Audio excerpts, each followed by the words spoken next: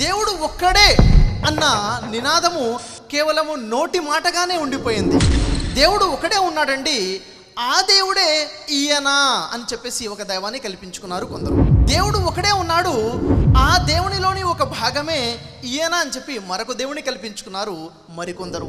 దేవుడు ఒకడే ఉన్నాడండి, ఆ దేవుడే ఈయనలాగా అవతరించాడు అని చెప్పేసి ఒక దేవుని కల్పించుకున్నారు మరికొందరు.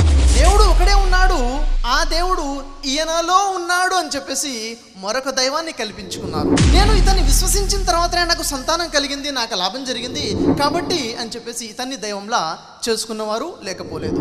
ఈ విధంగా చూసుకుంటూ పోతే అనేక మంది దైవాలను కల్పించుకుని ఉండడము మనం చూస్తూ ఉన్నాము. మా ఖదరుల్లాహ్ హక్క ఖదరి, వారు ఒక్కడైనటువంటి ఆ దైవం యొక్క గొప్పదనాన్ని గుర్తించవలసిన విధముగా గుర్తించలేదు కాబట్టే ఇంతమంది దైవాలని కల్పించుకున్నారు. సూర్యుడు, చంద్రుడు, నక్షత్రాలు, సమస్త జీవరాశులు అంటే దైవదూతలను, మానవులను, జంతువులను, పక్షులను, వృక్షాలను, జలచరాలను, క్రిమి కీటకాలను, సూక్ష్మ జీవులను సమస్తాన్ని సృష్టించినటువంటి వాడు ఒకే ఒక దేవుడు ఉన్నాడు. ఆయనే మీకోసం భూమిని పాన్పుగా తయారు చేశాడు, ఆకాశాన్ని కప్పుగా తయారు చేశాడు, పైనుండి వర్షాలు కురిపిస్తున్నాడు, తద్వారా అనేక రకాల పంటలు పండే ఏర్పాటు చేశాడు, దాని ద్వారా మీకు ఉపాధి కల్పించాడు, భూమిని నివాసయోగ్యంగా చేశాడు, భూమికి గురుత్వాకర్షణ శక్తిని ఇచ్చి మానవుడికి సుఖాన్ని భూమి మీద పెట్టాడు. ఈ భూమి మీద ప్రకంపనాలు రాకుండా ఉండేందుకు పర్వతాలను మేకులుగా నాటేశాడు సృష్టికర్త నా దైవం. ఈ సముద్రాలలో ఏదైతే ఉప్పుగా ఉన్న నీరు ఉందో దేవుడు వేడి చేసి దాన్ని ఆవిరిగా చేసి పైకి తీసుకుంటున్నాడు. ఆ నీటితో వేడెక్కినటువంటి ఆ మేఘాలని గాలి ద్వారా ప్రయాణం చేపిస్తున్నాడు. ఎక్కడ తాను వర్షాన్ని కురిపించాలనుకుంటే అక్కడ వర్షాన్ని కురిపిస్తున్నాడు. సోదరులారా, ఆ వర్షాల ద్వారా వీడు భూమిగా మారిపోయినట్టు ఈ భూమికి తిరిగి ప్రాణం పోస్తున్నాడు, పంటలు పండే ఏర్పాటు చేస్తున్నాడు, మీకు ఉపాధి ఇస్తున్నాడు, ఆహారాన్ని ఏర్పాటు చేస్తున్నాడు.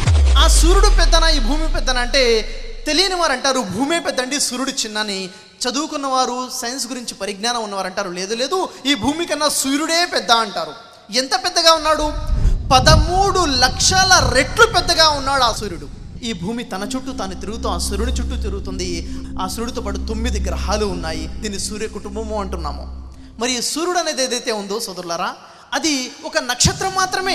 అది చిన్న నక్షత్రం. మనం నక్షత్రాలు చూస్తున్నాం ఆకాశాలలో, ఆ నక్షత్రాలు చూస్తుంటే సూర్యుడి కన్నా చిన్నగా కనబడుతున్నాయి. కానీ వాస్తవం ఏమిటంటే ఈ సూర్యుడి కన్నా లక్షల రెట్లు పెద్దగా ఉంటుంది ఒక్కొక్క నక్షత్రము. ప్రతి నక్షత్రానికి కూడా గ్రహాలు, ఉపగ్రహాలు ఉన్నాయి.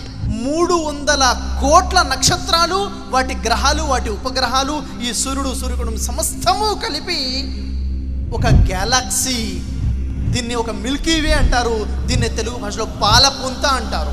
ఇలాంటి 250 కోట్లకు పైగా లోకాలు మిల్కీవేస్ ఉన్నాయి. ఈ గ్యాలక్సీలు, ఈ మిల్కీవేలు స్థిరంగా ఒక దగ్గర అలా ఆగి ఉన్నాయంటే అది కాదు, అవి ప్రయాణం చేస్తున్నాయి.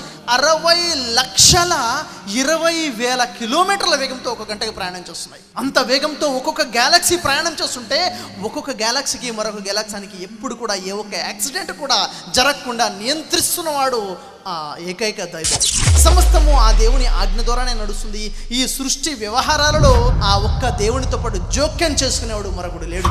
లహు మా ఫిస్ సమావాతి వ మా ఫిల్ అర్జ్, ఈ భూమి ఆకాశాలలో ఉన్న సమస్తము కూడా ఆయన ఒక ఆస్తియే. ఒక ఫా బిల్లాహి వకీలా, ఈ సమస్తాన్ని రక్షించేటటువంటి వాడు ఆయనే అని తెలియచేయడం జరిగింది. ఆ ఒక్క దేవుడే ఈ సమస్త సృష్టికి ఏకైక సార్వభౌముడు, ప్రభువు అని గుర్తించాలి, దానిని విశ్వసించాలి. దీనిని అరబీ భాషలో తౌహీదే అల్ రుబూబియత్ అని అంటారు.